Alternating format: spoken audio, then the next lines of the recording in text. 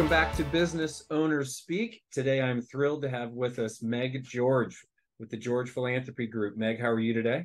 Good. Thanks for having me. I'm excited to be here. Yeah, we're thrilled to hear about you and your story. So, if you could, please get us started with tell us a little bit about you and the business. My husband, Phil, and I co-lead our consultancy, George Philanthropy Group. We have offices in upstate New York and South Florida, right in downtown West Palm Beach. We moved actually to West Palm Beach just a few years ago. And so now our children go to school here and we feel like an even greater part of the community. But the truth is that our business can take us anywhere in the country. And while it started in upstate New York, we do sort of have to follow a migration of concentration of people and businesses because all of those things greatly impact nonprofits. So our business is to advise nonprofit institutions on how to prepare for and execute large fundraising campaign initiatives. And we also advise families on how to be really strategic and deliberate in giving their money away so that it feels like it's actually having the impact they'd like to have and that it feels meaningful too. So we have a team of 5 people who work collaboratively on all of our clients, from art museums to colleges and universities to 3-generation families who are making gifts. And like I said, we do it primarily kind of in these 2 areas where we live, but we find ourselves traveling all over the country. Very cool. And so you do both sides, right? So you help people raise, but then you help point people towards, where they think they want to put their money and kind of clear some of that noise out for them. Yeah, that's been a newer part of our business in the last few years, but I find it incredibly fulfilling to help people make these big decisions that drive really considerable outcomes in communities. And it wasn't what we set out to do when we founded our firm. We knew that there was a real specific need in nonprofits to be able to raise money more efficiently and effectively, very much based on building relationships genuinely and not this transactional gala, golf tournament, mailers approach. While those things have their place and purpose, we knew that there was a better way to do this because my husband and I both worked as frontline fundraisers at institutions. But once we really got deep into doing our work, we had so many more families approaching us about whether or not they should give a gift to this specific place and how much it should be. And the next kind of need presented itself. And not just because people weren't sure how to give their money away, but because the problems in our communities are so much more complex than they used to be, multifaceted, I like to say. And no one really knows if their dollar is quite as impactful as they hope it'll be. And with this transfer of wealth, people want to know that their children know how to make that dollar just as impactful as they are making it. So there's this confluence of events that requires more assistance for those with means to give their money away very intentionally. Interesting. And you touched on you and your husband and what you were doing prior to this. So walk us through, what your career looked like prior to starting the business. I have to give credit to my husband's entrepreneurial spirit for pushing both of us to make this kind of shift, because my personality tends to, well, in the past was more comfortable, attracted to comfort, I would say. I grew up in upstate New York and I had every intention of going to pharmacy school because it was safe and reliable and would be challenging.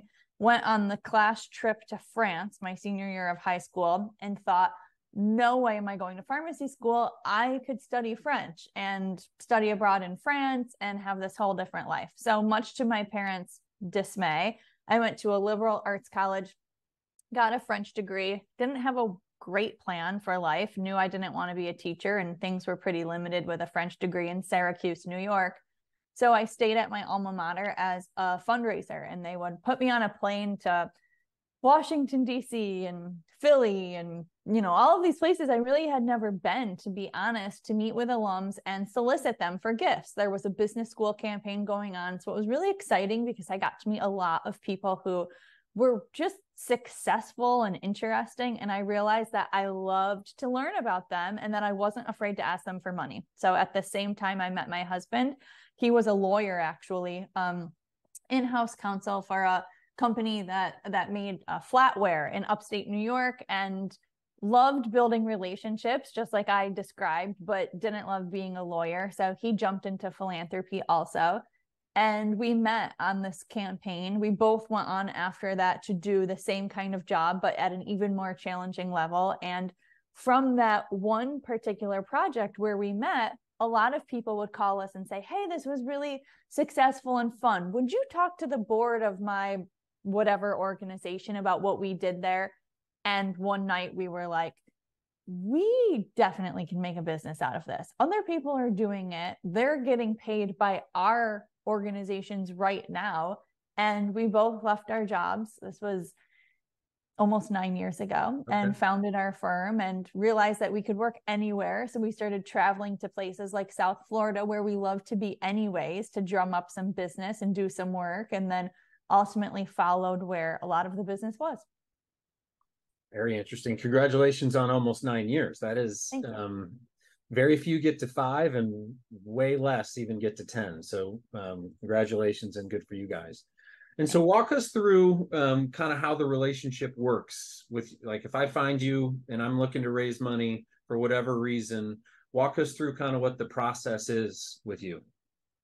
If you asked me this question, as you know, 9 years ago, 7 years ago, every 2 years, I feel like this answer changes.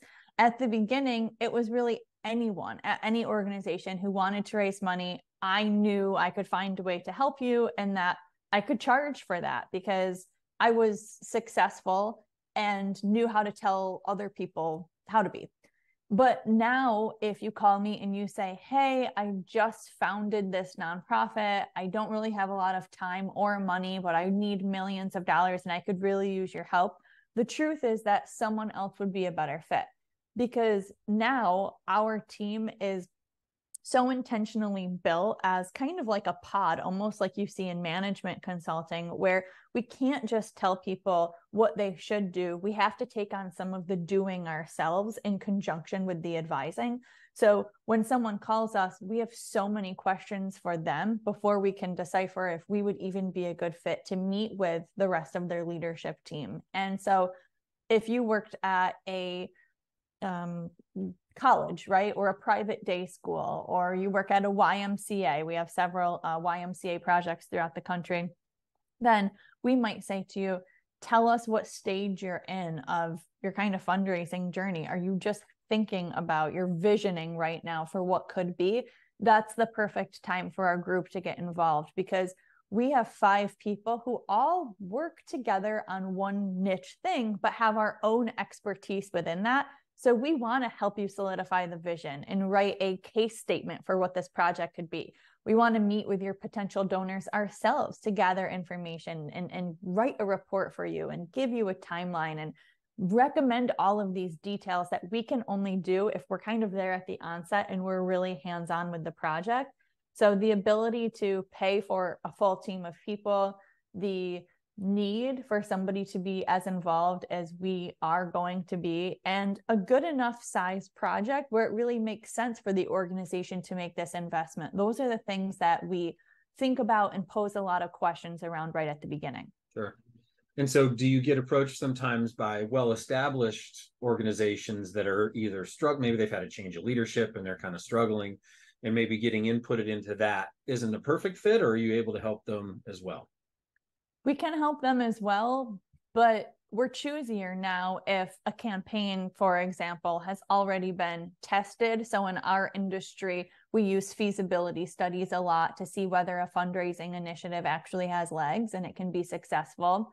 Not only whether it can happen, but at what level. There's a big difference between raising $5 million and $100 million. So it's harder for us to get involved if another firm or group has done the feasibility study and someone says, we're not going to stick with them, but we want to hand you their plan, and can you help us take it from here? I think that this industry is just newer. We're toddlers as philanthropy advisors and consultants. And so the future is yet to be written, but for now, we all do things, I think, our own way. And so it's nice to stick with a project from the beginning to the end, but we've been in a handful of circumstances just this past year where we've picked up where somebody else left off and have been able to make it our own. And certainly any institution who we can help raise more money successfully, we at least want to explore if we can do that. Sure. So as a business owner, and I guess this would be for both you and your husband, right? What's the most challenging part of your current role? Scaling. It's really challenging in a service business to feel like you can grow. You can continue to be choosier with clients who can pay a certain premium.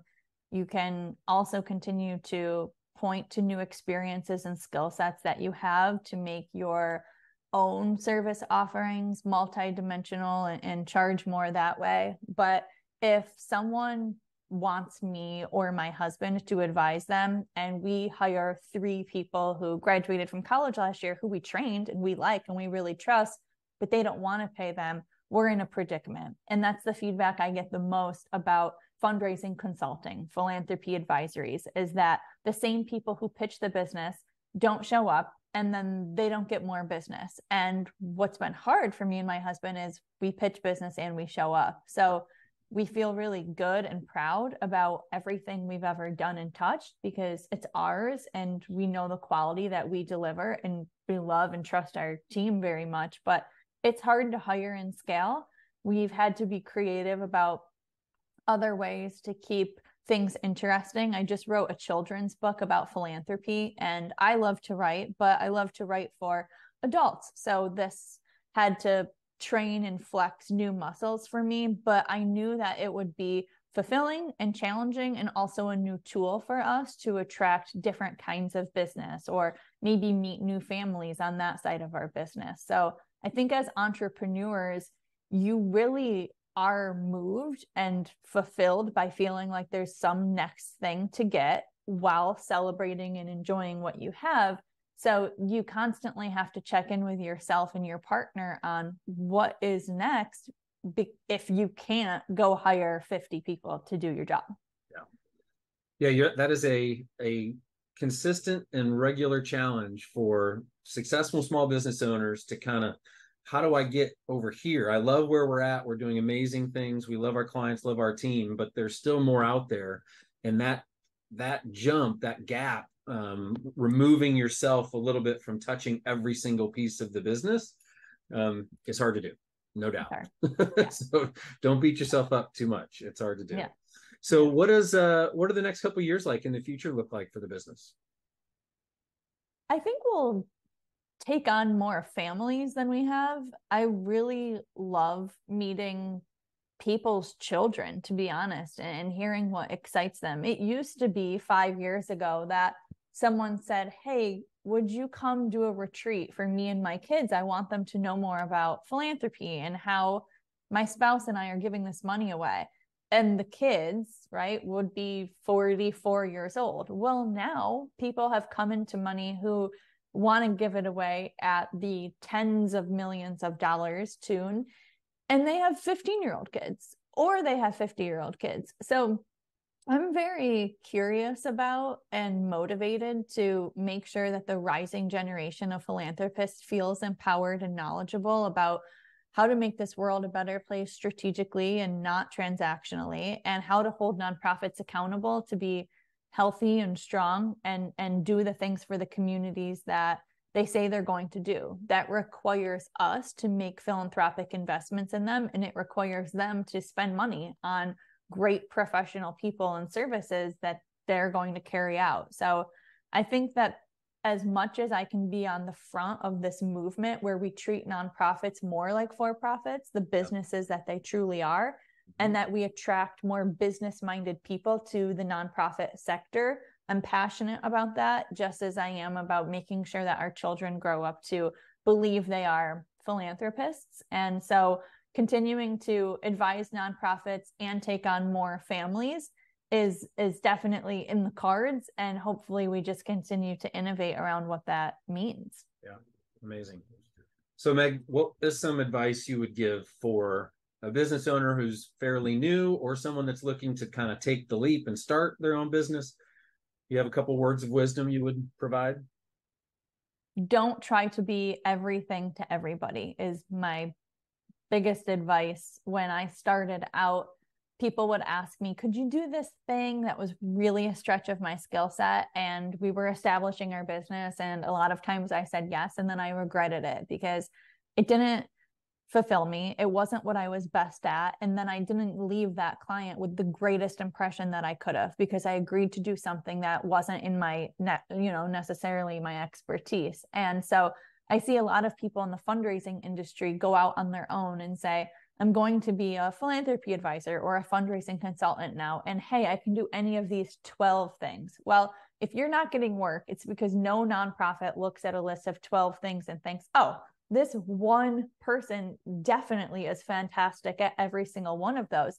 But if you say, like we do, all we do is help you prepare for a campaign and execute it, and we'll implement the programs around major and principal gift asking that you need, then they know you're an expert there because it's all you do. So really consider for your business what you can do really well, and then go all in on that. That is, people get too general, right? And we often tell people it's not about being good at a bunch of stuff. It's about being great at one or two things and drive it forward. So that is wonderful advice, and a really interesting business, Meg, that does a lot of things, right? It provides a living, but it also raises money for those that need it, and directs money moving in the right way. So we really appreciate your time today, the George Philanthropy Group, and we'll be looking for you more in the future. And thank you so much for taking the time. Yeah, Matt, thank you for doing this. I'm grateful to be here. Thank you. You bet.